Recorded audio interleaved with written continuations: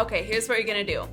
When you're in Instagram, we're going to start by creating stories, okay? And we wanna have a reason to get people responding to us. And when I did this for the example earlier today, I was talking a little bit in the stories about how we are in an inventory crisis in my market. There's just no homes. There's simply not enough homes for the amount of demand that we have.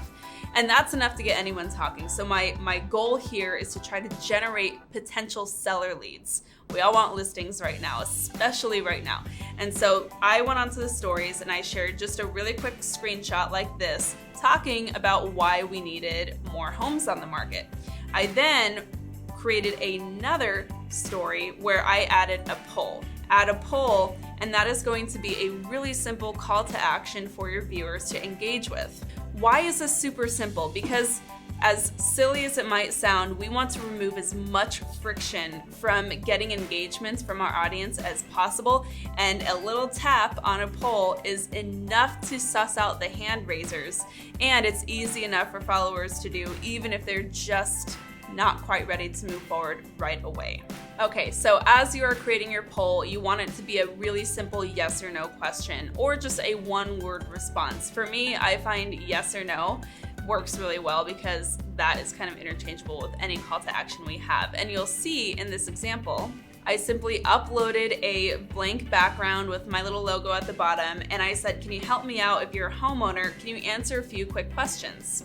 At this point, what I'm doing is I'm trying to find feedback from my audience. So everybody loves being a helper. Most people like to engage with this kind of thing because you're not really asking for much other than somebody's opinion, which everybody loves to offer. And I created a poll. And this poll said, have you been on the fence about selling your home? These are the people that I'm wanting to find.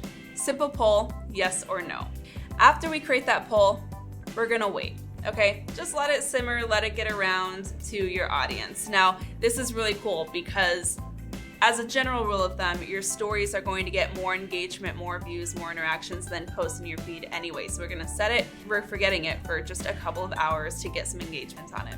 Now, for the next step, you don't have to do that, but here's what I did just to really segment and filter out the hand raisers that I'm going to be getting from this, that I'm anticipating getting from this. On the next slide, I did a quiz, okay? So first I was asking, hey, are you on the fence about selling your home? The next slide, I did a quiz. This is going to allow people to respond to multiple prompts. And on the quiz, I said, if yes, can you let me know what is holding you back? And I offered just a couple of common examples that I hear from my audience. I then added a third post in the stories. I added another quiz and I said, if no, tell me where your mind is at. Again, just a couple of common prompts. Now, after a couple of hours, once you get enough engagement, it's time to go check and see who's engaging with our posts. Now, here's where the magic happens. When you go to any kind of a sticker like the poll or the quiz or the questions, at that point you can swipe up just with a flick of your thumb, and by swiping up on that story card, you are going to see the results from that poll or quiz or question box. So in this case, I've swiped up and I can now see the results that are going to show who has interacted with that poll and whether they've said yes or no. This leads us to step number 3. Once we have a list of people that have engaged with us, you have a couple of options. And the best option is to very easily look for the ones who are hand raisers. So I'm seeing here that I have a couple of yeses of people who are on the fence about selling their home. Here's what I'm gonna do. I'm gonna send them a direct message. And what's so beautiful, what Instagram has done for you is they've made this a one-click, 2-second solution.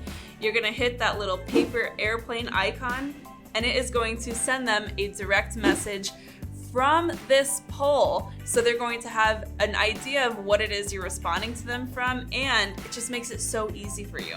Now from here, I'm going to just have a conversation with them, right? I'm going to say, awesome, let's talk about why you're on the fence about selling your home. How long have you owned it? I might ask some very probing questions, but I'm not gonna be spammy about it, right? I'm going to come from a place of serving. I'm going to just come across as like, hey, I know that you've had this idea in your mind of, is it the right time to sell? Let's have just a casual conversation and see if we can get you to a place of clarity. Now from just having a normal person conversation in the direct messages, right? We're not like hard selling and trying to just get the listing. We're just going to see if there's a way that we can help them. If it seems like there's a way that we can help them, we are going to step 4 and we're setting the appointment.